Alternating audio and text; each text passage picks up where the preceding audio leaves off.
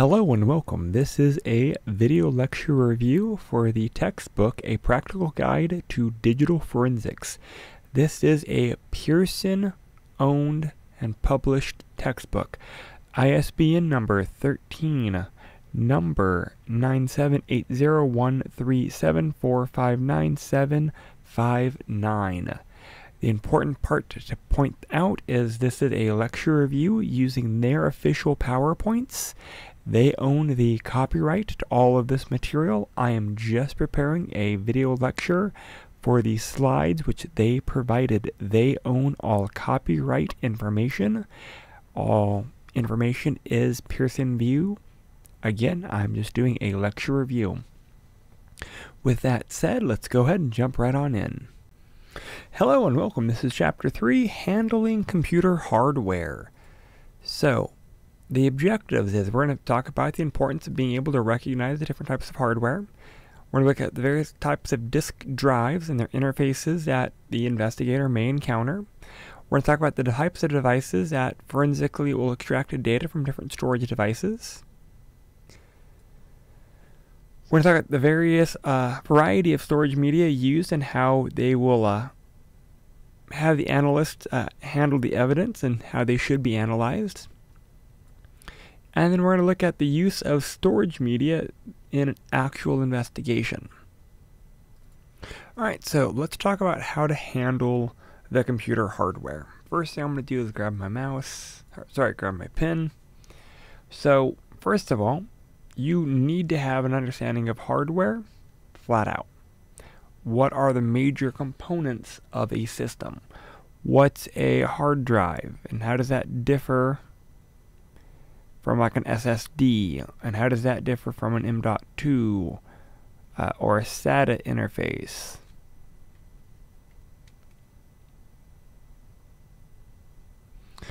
Those are things that are really important to matter. Versus SAS. And that's just for storage media.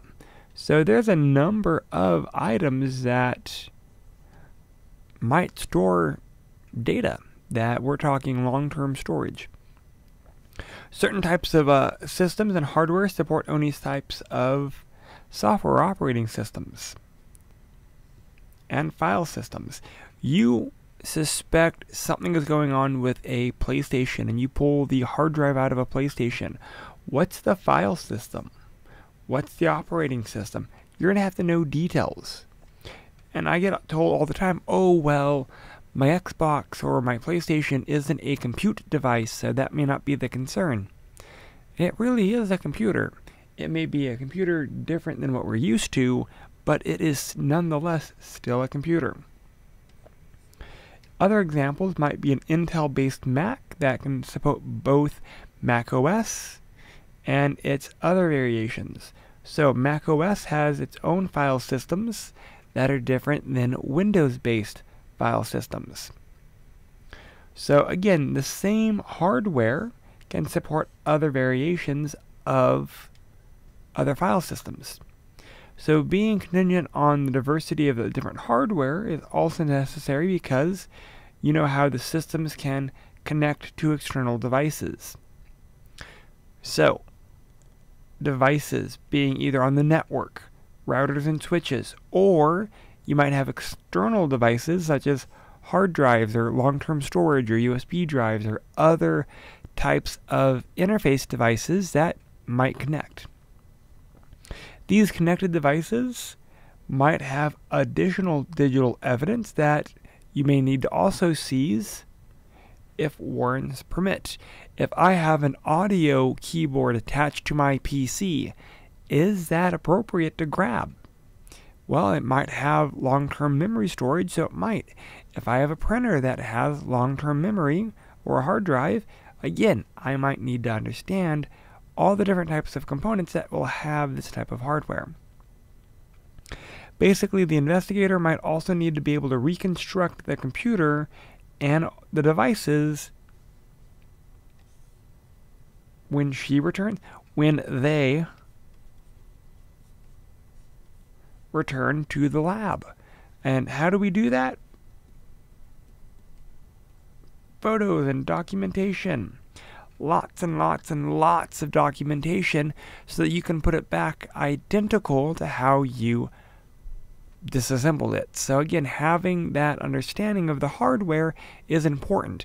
So things that they did not talk about on this slide that I thought was really interesting is the fragileness of some of the hardware, how to properly handle an electronic device. Is it a hard drive? Is it a memory stick? Well, they are handled differently. They might handle static discharge differently. If it's a computer case, again, all of these things have a direct correlation to, could you accidentally destroy digital evidence because of your improper handling of the physical devices? And the answer is yes. So that is why you need to understand the hardware so you understand how to be able to move said hardware. So moving on, how are some of the interfaces? So here we have a SCSI connector. In reality, I don't really think you're going to be seeing much of these ribbon cables. The way that this cable kind of looks is more like that. You can kind of see the edges here.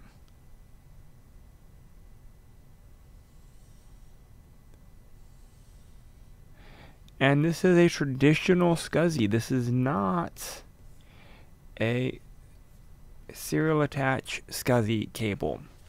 So these are extremely very dated. Same thing with our IDE, our 80-pin ribbon. Then we have our jumpers. Then we have our Molex.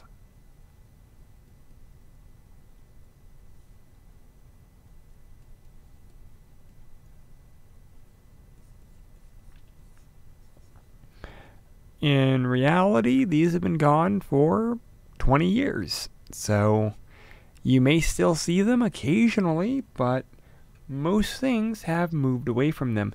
They moved to our SATA or SATA or some variation of wording, serial attached IDE cables. SATA. We have an L shape for data, and we have a slightly different L shape for power. We also have traditional IDE or pin-based hard drives, again having the pins.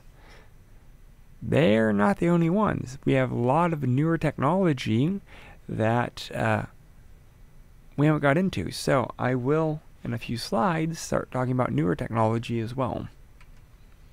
We have a ZIF cable, more for laptops. If you're having to deal with the internal components of a hard drive. So this is where I'm going to deviate from the PowerPoint. I am going to bring up some other storage. Give me 1 second. Alright, so I do apologize for this, but I did have to pull some photos off the internet. So here we have our traditional SSD hard drive. Well, we have to look at a few things. First of all, we need to see what the physical connection on the device itself is. It's a SATA connection. Just like a SATA mechanical drive, it would have the same interface for a traditional SATA 2.5-inch hard drive. The connection protocol would be SATA, and again, the technology would be SATA. We also have a U.2 drive, which is also 2.5 inches, except the physical connection is slightly different. It's a U.2. The connection protocol would be PCI Express, and the technology it uses is NVMe. U.2 are more going to be high-end machines, enterprise-level machines, so the traditional consumer isn't going to see a lot of those. We have more modern tools past our traditional SSDs that are our M.2s. But even our M.2 have a different take. I will have a slightly different photo of both of these M.2s here in a minute, but M.2 SATA, they're keyed differently. They're both M.2, but one is a SATA M.2, and one is an NVMe or PCIe interface. So again, how that's interfaced is slightly different. So here's another photo. Here's our NVMe. Notice the way that it's keyed. It's a few, then a key, and then the rest of the board. Where with our M.2 SATA, we have a few, a key, a few of the board, and another key. So here we have two key sections with a M.2 SATA. Then we also have an mSATA SSD, which is a different type of drive, which is also keyed differently as well. To make this even more confusing, we also have different lengths. We have a type A, B, C, D, and E, and they're all 22 millimeters wide, but their length are different. Pretty common ones are going to be your 110 centimeter or your 80 millimeter. Or your 110 millimeter. Those are going to be the longer ones than your traditional, like Samsung traditional drives are going to be that 80 millimeter length ones.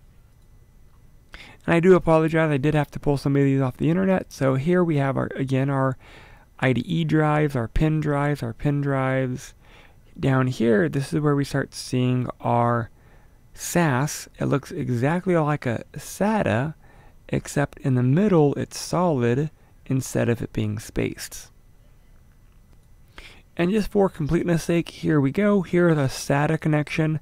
Notice right here there's a gap. With a SAS, there would be no gap. So this is our traditional 2.5-inch SSD. Here is looking at the key, an NVMe SATA, an M.2 SATA, and this would be an M.2 NVMe drive. Notice the way that they're keyed. All of these are different interfaces. That means your ability to understand each of the hard drives interfaces is more than just the bare bones that was covered in our lecture.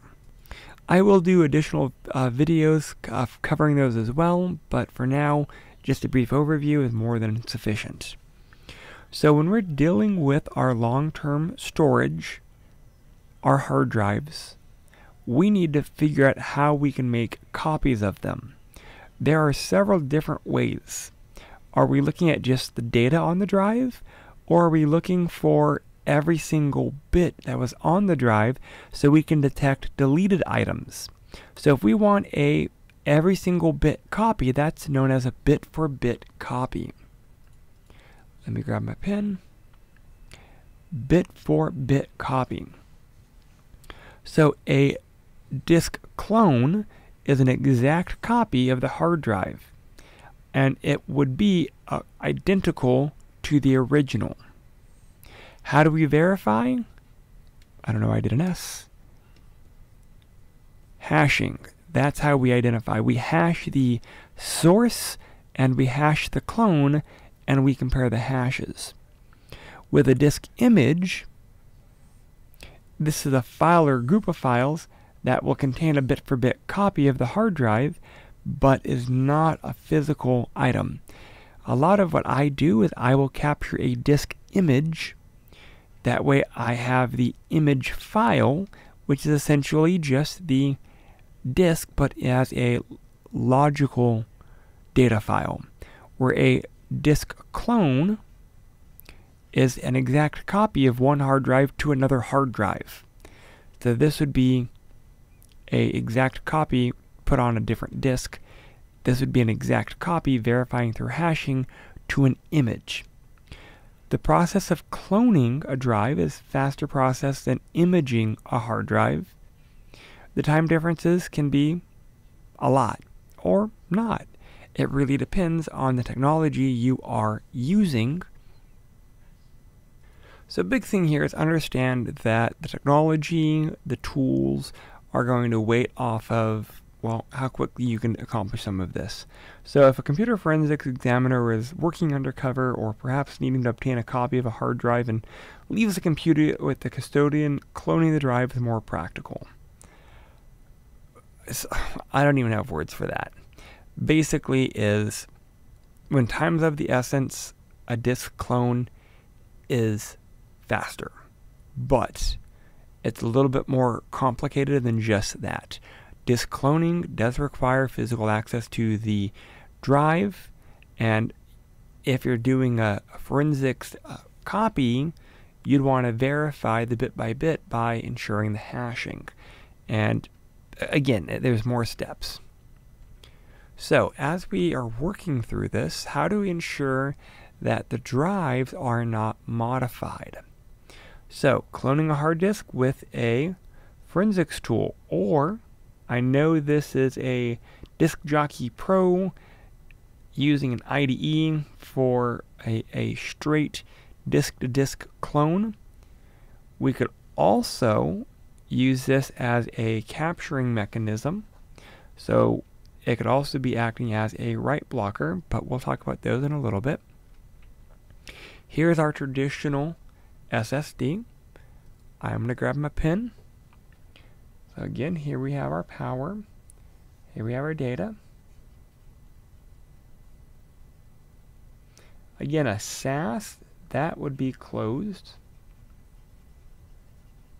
And if that's closed, that would be SAS. We also have other short-term storage for memory, and that would be our random access memory. That's volatile memory, and that's what's used when the computer is running. When the computer is powered off, the RAM is typically erased. You might have residual electricity, but the majority of the content that's in memory is gone. If the system is powered on, RAM can provide forensics examiners with a ton of information if you capture it correctly. That would include searching anything that's current and active. So searches, visits, possible passwords, but you'd have to follow proper RAM forensics acquisition techniques to ensure capturing of the memory. But RAM is just one of many more components. We also have a collection of hard disks. We could have a redundant array of independent disks, and that would be RAID. That's a collection of hard drives that are working together, typically 2 or more, whether they're in a system or in a dedicated enclosure. They provide better reliability and better fault tolerance. They could also increase speed or increase the ability to recover if failures occur. Again, RAID typically is 2 or more disks, depending on the type of RAID. Here's an example of a 5-disk RAID array. Basically, the goal here is if this is RAID 5, one of the disks could fail, and the rest of the drives could still rebuild the failed disk. If we're looking at additional storage drives, like an external drive, we could have a USB powered hard drive, or we can have an external drive that connects via USB but still needs its own power. So those are 2 common examples of external drives. The important to know that this exists because there is a limited amount of time to acquire evidence, or the external drive cannot be removed from the premises. Basically, if we're looking at removable media, there's a process to follow, even to see if it's even relevant. If it is a USB external device, you may have to do a USB capture for the USB logs to even ensure that this device was ever plugged into the system or not. By removing the drive from the casing, we're talking an external drive, the cloning device can be used to make an exact copy of the external drive, but that might mean that the drive has a proprietary format. It really just depends. Here's an example of an older Western Digital drive that has a different, not micro, it's a different USB. More modern day are using USB-C or more standardized USB for external hard drives. We also have memory cards, compact flash or micro drives or memory sticks or XD picture cards or SD cards or other variations of multimedia. So what can we do? We can get a forensics card reader that allows for read-only access to our storage media. Again, we're doing our data acquisition. The ability to capture data on the drive without modifying any data on the drive does become overly crucial. But we also have other forms of storage too. We have CDs and DVDs and Blu-rays and zip disks and magnetic tapes and floppies. Again, it really just depends on, well, where you're going. That will dictate the storage media and the experience that you need. Alright, that takes care of this chapter. We talked about the different types of hardware in a general sense. We talked about the various disk drive interfaces, the types of devices used, the variety of storage media used, and we looked at actual storage media. So that's all for this chapter. Again, any questions, thoughts, issues, concerns, please let me know. Thank you. Alright, that concludes our lecture review. If you have any questions or concerns or anything, please feel free to reach out. Again, communication is kind of important. You being able to at least discuss, hey, I have this type of question, let me know so that I can figure out a good solution. Thank you.